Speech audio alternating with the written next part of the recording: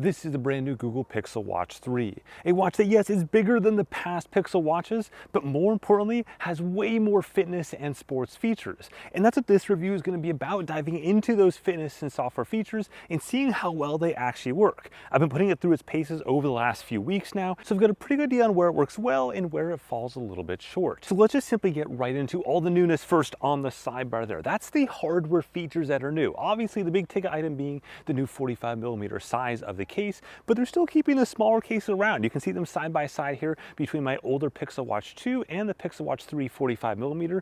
I've been using the 45mm as my daily driver, and from a battery standpoint, like day-to-day battery life, I'm getting a really solid 2 days of battery life. I'm not using the LTE cellular portions, I'm just using it with my phone right here, but the battery improvements that they claimed are definitely checking out there. We'll get into the GPS bits a little bit later on in that section. In addition to all the new hardware features, of course, all the new software features, those things that you see on the screen right there. And sure, I could walk through each one of those like I did in my first impressions video, but instead I want to go into the details of some of those core features rather than just talking through a big list. Before we do that though, let's set the stage on the Pixel Watch itself. Just like basic usability, starting off with the watch face, going into some of the dashboard bits and some of the sport mode bits, and then we'll get into like all the new features. So let's jump up to the watch close up.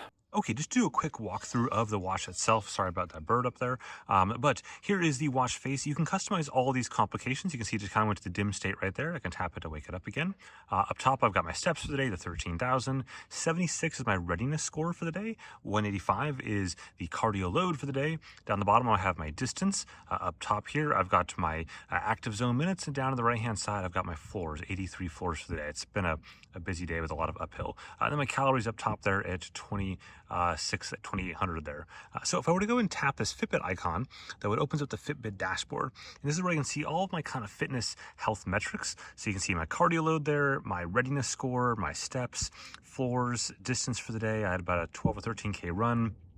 Calories, active zone minutes, exercise. This is Monday, so sort of the first day of the week there. And if I go all the way up, and then sorry, sleep down at the bottom right there, I can tap into these. I can tap into sleep, for example, and I can see the details about the sleep session, what time I went to bed and woke up, and all this is pretty much spot on right there. Now, if I were to swipe back though, I'm gonna go back up the top and look at the readiness piece, because that has changed a little bit here compared to the past, and this is true across all fitness or all Fitbit devices.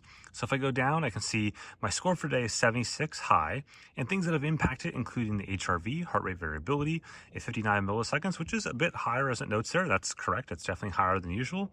My sleep the past 2 weeks is considered good, my resting heart rate, and I can go and tap into these and again see kind of the sleep session from today versus you can't really see like the last 2 weeks on the watch itself, but you can certainly see that, of course, on the mobile phone app. And I can, of course, swipe back out of this, back to the main watch face. And if you were swiped to the right now, these are some of the different widgets that you have. So steps widget, you can tap into any of these to get more details about steps. So you can see that right there. Most of those steps are from my run this morning. And then this week, again, starting on Monday, I'm shooting this on Monday, so you're kind of missing the rest of the week there. But I can swipe this way to get back. There we go. And then back again. And then we can swipe to the right and you'll see my heart rate stats for the last couple hours. Swipe again, you can quick start different activities. Swipe again to see my sleep stats. My day is clear. Let's see, we've got the weather here for Amsterdam anyway, is not where I am right now.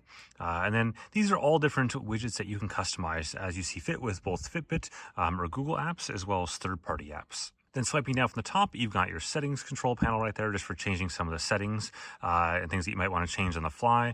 And then swiping up from the bottom is where you can see all of your notifications. This includes both Fitbit and Google notifications from the watch. So you can see this body responses bit there. Sorry about that bug.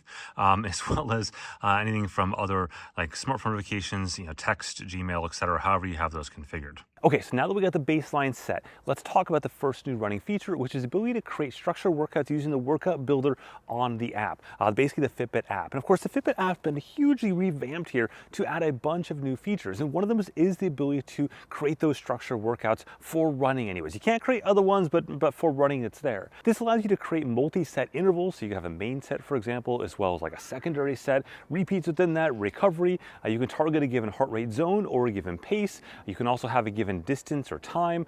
It's pretty darn flexible. I did this last night for my workout this morning, my interval workout, created the whole thing in a couple seconds. And what I like is that when you create it on the phone, it's instantly synced to the watch, like instant, versus most other companies, it's like maybe a couple seconds or maybe a couple of minutes. You don't really know. This is legit instant across the board. So that's pretty cool. Then when it comes to selecting that workout and getting ready to go, select the run sport profile, and then from there go into the right-hand side option, which has all your structured workouts. The very top one is actually a automatically generated one from Fitbit Premium. That's the only thing in this entire review that basically I'm going to talk about being a premium feature, which is the coaching where it's going to generate those workouts on a daily basis.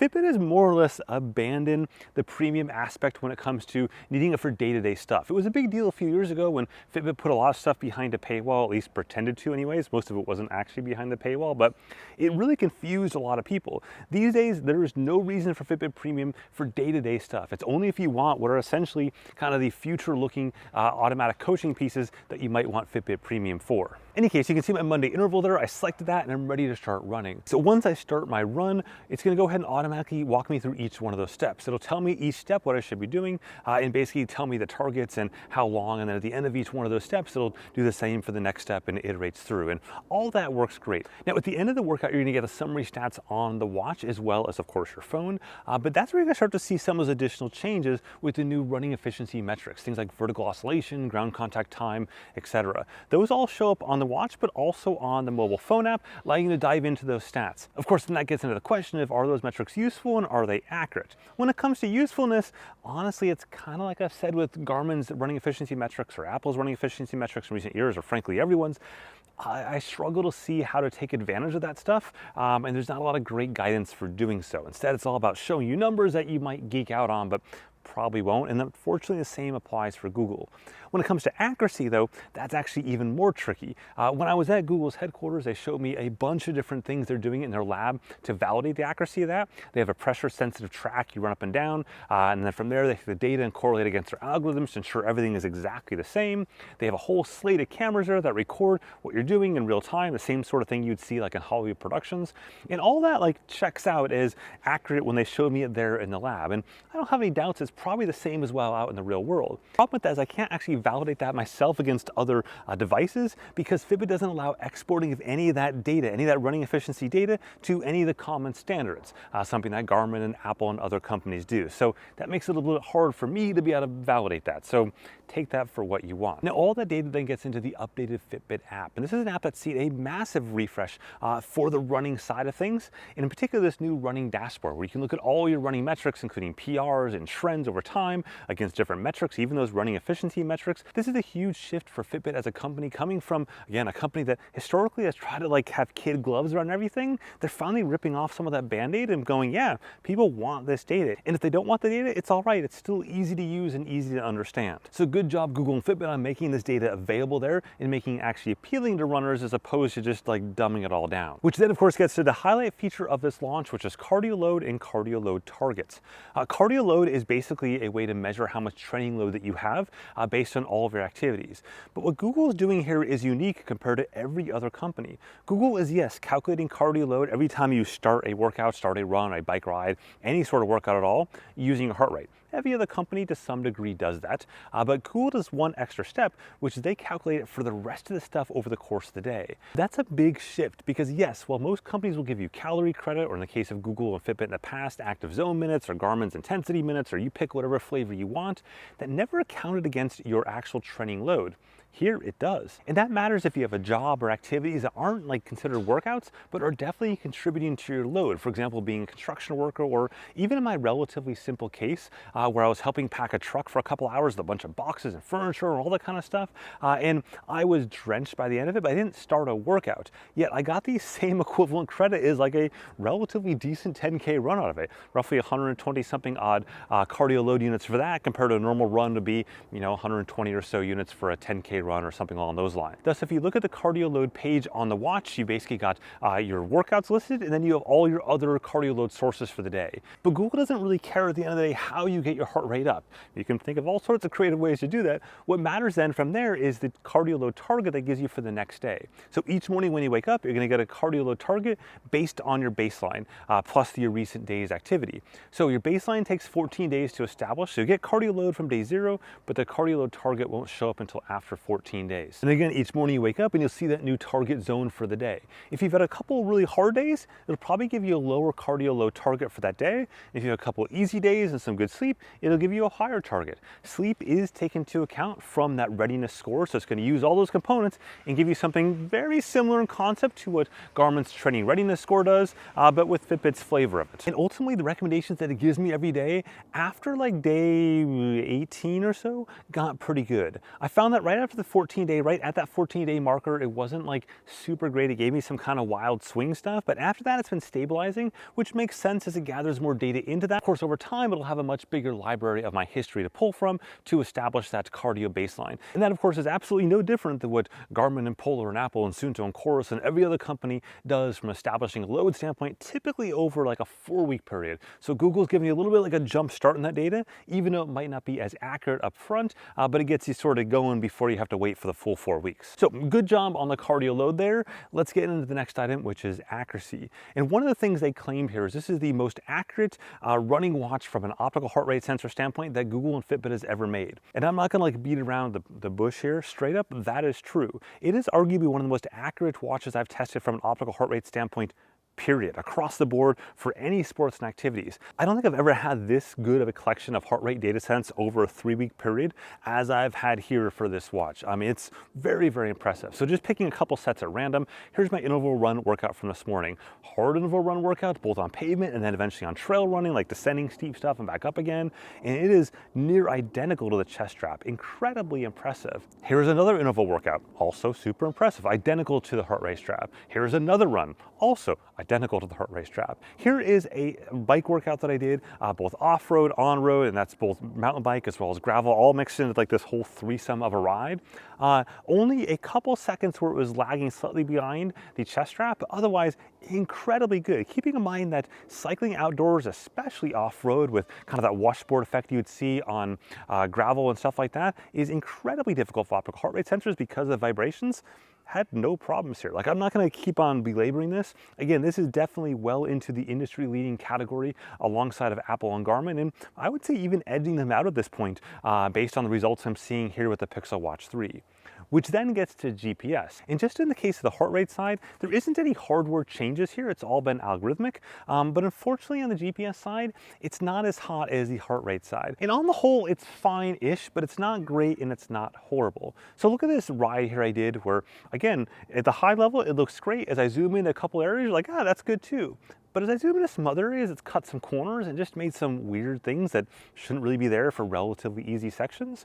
Then this is a run I did in like just suburbia, California, where this is perfectly straight roads with, you know, just really neighborhood areas with nothing above me for the most part. And you can see these little errors it's making and put those in red right there all over the place. And they're not big errors, they're just minor little quirks that I've never really seen before on GPS devices. But if I look at all my other data sets, I see this across all of them, these weird little errors. Again, they're not huge, but they're just not something I normally see. I usually see like concrete errors where it's very obvious what's going on. These are just like, it gets confused for a couple seconds, just slightly, and then it's like, oh yeah, I'm good to go again.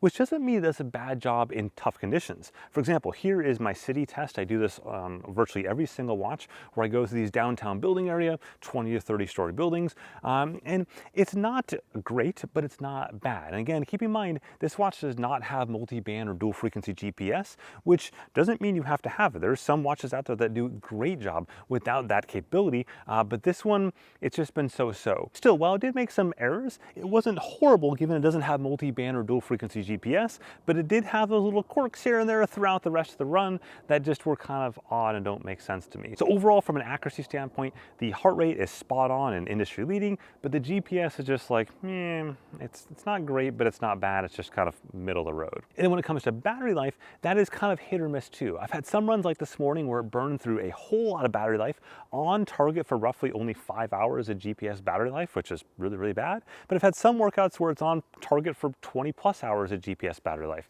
And I haven't been able to pin down why that is the case, but that's something that hopefully they can solve over time. I think that's my final thoughts on how this compares to other WearOS watches out there. And from a fitness and outdoor standpoint, it's very, very strong. If I look at something like the Samsung Watch 7 device as another kind of WearOS competitor here, in the case of Google and Fitbit, all the features are built in. There's nothing extra, and you don't have to have a Google Pixel phone. You can use any phone you want with the Pixel Watch and get all those features. Versus in the case of Samsung, you have to have a Samsung phone to unlock things like ECG, and a lot of the kind of higher-end health features are guarded behind a Samsung phone. If I look at accuracy in the case of Samsung Watch 7 as well as the Ultra, those are definitely behind Google's Pixel Watch 3. Like from a heart rate standpoint, no question whatsoever, and certainly from a GPS standpoint, despite Google's Pixel Watch 3 quirks in GPS, Samsung's GPS quirks are like a whole different level down the road. So this is clearly the more accurate device across the board. That said, there are some missing features compared to what Samsung has. For example, Samsung on the Ultra series does have the ability to add routes. And while you can do offline mapping to the Pixel Watch 3, it's not in the native fitness app. It's off in the Google Maps app. And it's just not as good of experience as it is on the Samsung side. But again, that's only offered in the Ultra series edition as opposed to the regular Samsung watches that are not the Ultra ones, which ultimately gets to me probably the outstanding question is, when are we going to see a Google Pixel Watch Ultra or whatever they want to call it? Something bigger, something bulkier. I think that's, despite the newer, larger size here, the 45mm size, if we look to not only Apple, but Samsung, as well as other companies out there, the trend in this space is definitely going to some sort of larger device that feels bulkier, but gives you more battery life and has a different aesthetic to it.